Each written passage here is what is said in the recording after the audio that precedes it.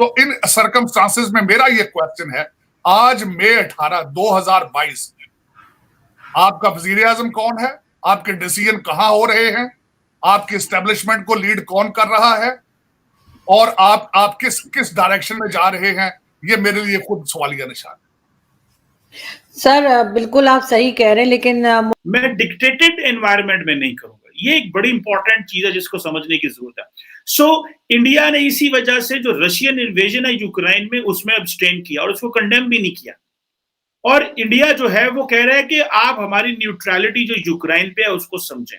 बल्कि अगर रूस के तेल और गैस पे पूरा एम्बार्गो लगा दिया यूरोपीय यूनियन ने मुकम्मल, मैं आपको आज बता रहा हूं, ये ऑयल की कीमतें अगर आज $110 पे है ना पर बैरल, ये 130 क्रॉस करेंगी। मैं आपको बता रहा हूं। फिर क्या करेंगे? फिर नेशनल सिक्योरिटी कमेटी की मीटिंग बुलाएंगे, फिर आपसे गारंटी लेंगे कि हमें अगले 5 साल भी दो।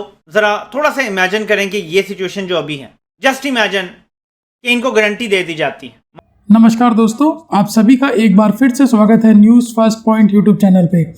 दोस्तों, आज की इस वीडियो में हम देखेंगे कि पाकिस्तान मीडिया में किस तरह से चर्चा चल रही है कि पाकिस्तान मीडिया डिबेट कर रहा है आपस में कि उनको यही नहीं पता कि पाकिस्तान को असल में चला कौन रहा है, पाकिस्तान के नए चुने हुए प्रधानमंत्री या बैकडोर से फौज।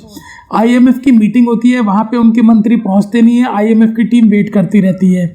वहीं दूसरी तरफ हम देखेंगे इमरान खान ने पाकिस्तान में जलसे करके पाकिस्तान की सरकार की नाक में दम करा हुआ है। एक तरफ हम ये भी देखेंगे इस वीडियो में कि पाकिस्तान मीडिया किस तरह से क्वाड की बढ़ती हुई ताकत को लेकर परेशान है। पाक मीडिया का ये कहना है कि भारत के क्वाड में ज्वाइन होने से भारत की सॉफ्ट पावर और भारत का इन्फ्लुएंस पूरे वर्ल्ड में बढ़ गया है। तो उन्हें इस तरह से ये लगता है कि कल को अगर भारत पाकिस्तान का युद्ध होगा तो सारी दुनिया भारत को ही सपोर्ट करेगी और पाकिस्तान को युद्ध में मुंह की खानी पड़ेगी। तो चलिए दोस्तों, चलते हैं आज की वीडियो की तरफ और देखते हैं पाकिस्तान मीडिया ने और क्या कहा। थैंक यू वेरी मच दोस्तों। तो इन सर्कमस्टांसेस में मेरा ये क्वेश्चन है, आज मई 18, 2022, आपका वजीर आजम कौन है? आपके डिसीजन कहां हो रहे हैं? आपके एस्टेब्लिशमेंट को लीड कौन कर रहा है? और आप किस डायरेक्शन में जा रहे हैं? ये मेरे लिए खुद सवालिया निशान है।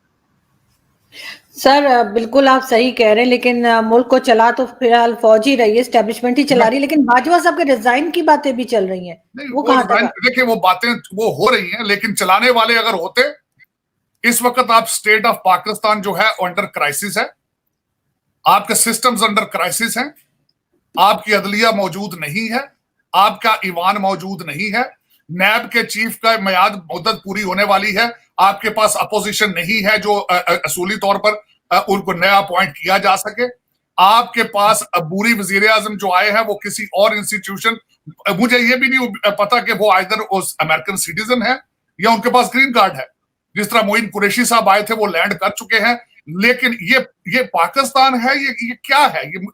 ये कंट्री है या बकरियां हैं, ऊंट है, ये क्या है? ये कि एक फॉरेन कंट्री का सिटीजन वो लैंड करके अब आपका अबूरी वजीर आज़म बनने लगा है और आपके इस वक्त आपको पता नहीं है, हर चैनल पे जाए तो वो कहते हैं अगले 48 घंटे, अगले 38 घंटे, अगले 40 घंटे।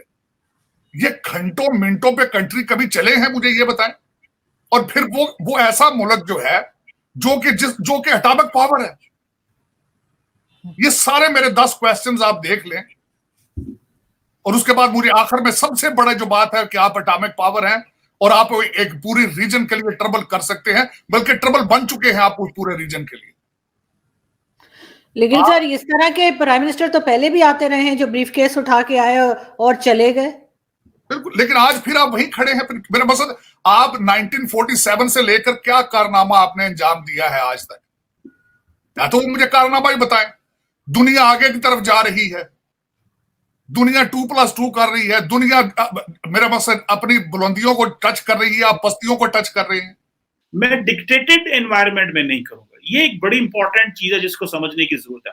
सो इंडिया ने इसी वजह से जो रशियन इन्वेजन है यूक्रेन में, उसमें अब्सटेन किया और उसको कंडेम भी नहीं किया।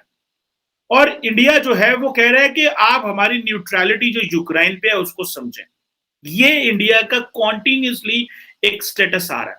और ये जो मैं आपको बात बता रहा हूं कि इंडिया स्ट्रेटेजिक पार्टनरशिप चाहता है, लेकिन इंडिया वैल्यूज नहीं चाहता। वो वैल्यूज नहीं चाहता जिसकी बेस के ऊपर अमेरिका और यूरोप कनेक्टेड था। इंडिया कहता है ये जो मेरी वैल्यूज हैं they will go with my national interest, with my political objectives, with my political environment and with my जो सोशो पोलिटिकल कल्चरल जो उनकी वैल्यूज हैं और जो हिस्ट्री है उसको मद्देनजर रखते हुए।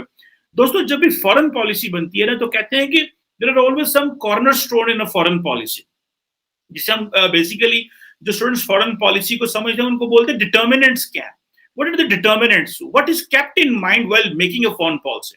फॉर इंस्टेंस पाकिस्तान के केस में और इंडिया के केस में अगर आपने फॉरेन पॉलिसी डिटर्मिनेंट फाइंड करना है कि किन बेसिस के ऊपर फॉरेन पॉलिसी बनती है, तो आप कहेंगे यार पाकिस्तान के केस में जी आपकी हिस्ट्री है, आपकी ज्योग्राफी है, आपकी आइडेंटिटी है, आपकी इकोनॉमी है, ये बहुत सारे फैक्टर होते हैं जो आपके डिटर्मिन करते हैं कि आप फिर देन पाकिस्तान के केस में रिलीजन है, मुसलमान है, इस्लाम है, इस्लामिक कंट्री है। सो बहुत सारी चीजें हैं जिसकी बेस के ऊपर कोई मुल्क जो है वो अपनी फॉरेन पॉलिसी बनाता है।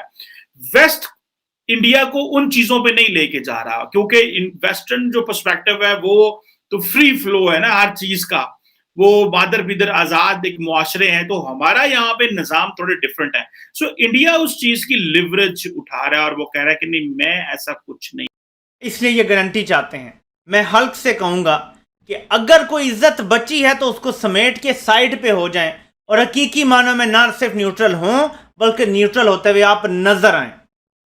इनकी औकात नहीं है कि एक सिविलियन लीडर का ये मुकाबला कर सकें, इनकी औकात नहीं है।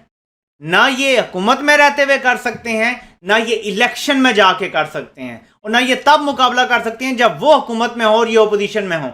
ये 12 से 16 जमातें इकट्ठी होके एक शख्स का मुकाबला नहीं कर पा रही। क्यों? अल्लाह ने अवाम के दिल बदल दिए हैं। आज़ादी की अंगड़ाई ने उनके अंदर जन्म ले लिया है और ये अब आप नहीं रोक सकते। आपको समझ नहीं आ रहा ये फिनोमिना, ये महज सियासी या जज्बाती तहरीक नहीं है, ये इनकलाब है। आज़ादी की जद्दोजहद की तरफ अवाम ने जाने का फैसला कर लिया है। बाकी आप सोच लें, 100 प्याज 100 जूते खाने हैं हल्क साहब आपने, शहबाज शरीफ तो खाएगा, 100 प्याज 100 जूते खा के जाएगा। ये मैं आपको बता दूं, ना महंगाई नीचे आने वाली है आलमी, ना पेट्रोल डीजल की कीमतें नीचे आ रही हैं, बल्कि अगर रूस के तेल और गैस पे पूरा एम्बार्गो लगा दिया यूरोपीय यूनियन ने मुकम्मल, मैं आपको आज बता रहा हूं ये ऑयल की कीमतें अगर आज $110 पे है ना पर बैरल, ये 130 क्रॉस करेंगी। मैं आपको बता रहा हूं। फिर क्या करेंगे? फिर नेशनल सिक्योरिटी कमेटी की मीटिंग बुलाएंगे, फिर आपसे गारंटी लेंगे कि हमें अगले 5 साल भी दो। जरा थोड़ा सा इमेजिन करें कि ये सिचुएशन जो अभी है, जस्ट इमेजिन कि इनको गारंटी दे दी जाती है। मार्शल लॉ लगा हुआ है मुल्क में, गारंटियां सारी उन्होंने ही देनी है, गारंटी दे दी जाती है। ये लोग करते हैं, गैर मकबूल होंगे, गालियां खाएंगे। अब इलेक्शन होने हैं अगले साल, अगर बिलफर्ज हुकूमत खत्म होनी है अगस्त में, करने वाला